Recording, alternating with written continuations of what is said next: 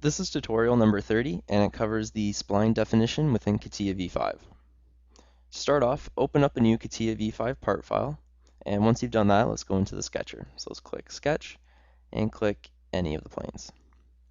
Now what I'm going to do in this tutorial is I'm just going to kind of give you a brief overview of the spline tool, and I'm going to give you a definition of the actual spline and how you can actually calculate and find the spline. Now, the spline tool is located right here, or you can go through Insert, Profile, Spline, and get the spline.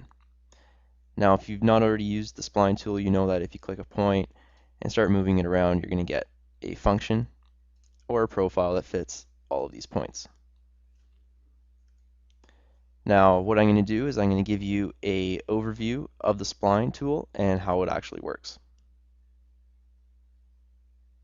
This is from one of the lectures that I've had going through engineering, and this is just kind of like an example just to show you like a reasonable and an unreasonable spline definition. So they both have the same point coordinates, but the difference is that as you're going around, one is reasonable and one is unreasonable. This one's unreasonable as it's shooting up all over the place. So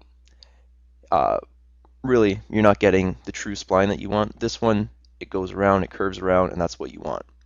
Now with a spline, each point, in between each point, each two sets of points, it's actually a different kind of function. So in here, this is function, we'll call this function x, function f, this can be function g, h, I, j, k. Each of those is a separate function, and they're totally different from one another. So this can be, just as an example, this one could be x squared, this one could be x to the power of 3, 2x to the power of 4, whatever. They're unique to one another, but you're only getting a segment of each of them. And when you get just that segment, that's what gives you the spline, so that at each, the real, I guess, key to the spline is that at each point, the transition point between the two different functions, at that point, they're the same number. So, say this is at point 0.5 here.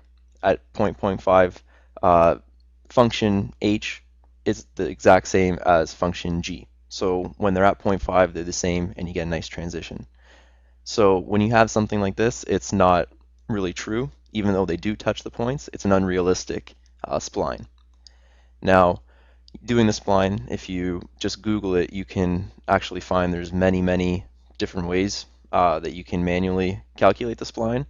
So if we go into Paint, I'm just going to show you a couple examples of kind of like what a different spline, what it's going to do. So say we had, say this is like the y, this is the x, and say we have points going up just like this. If we have those points, and we'll change this to yellow, we're just going to get pretty much a straight line going right through them. But if we have points such as this, we need 3 different functions here, since we have 4 points, to fill up and to create the function. So I'll just kind of freehand. So we can say it's going to look something like this. But if we go to the yellow, let's say this is our first function. This function really actually continues, such as that. This function here is really something like that. And our last function there, we can say is something really like this. So you can see that we're kind of like cutting out patches of different functions and putting them together. So that's pretty much what the spline definition does. Now I'm just going to show you how that straight line, how it will actually make a straight line in the spline. So let's click Spline, and if we just draw in a straight line, we're just going to be creating a straight line, just like I showed you in the Paint. And if I do it kind of on an angle, it's still going to keep somewhat a straight line. So with the spline tool, you're actually making little functions that are being connected. So When you're actually using a spline, you might be using a function and a set of points, so it can be calculated outside of Catia. And if you want to actually see how you can calculate and derive a spline through hand calcs outside of Catia and just figure out actually how these functions are coming together, you can Google it, and there's numerous ways that you can either hand calc it, or there's probably some programs you can find out there that will calculate each function for you. And that concludes our tutorial on the introduction to the spline definition.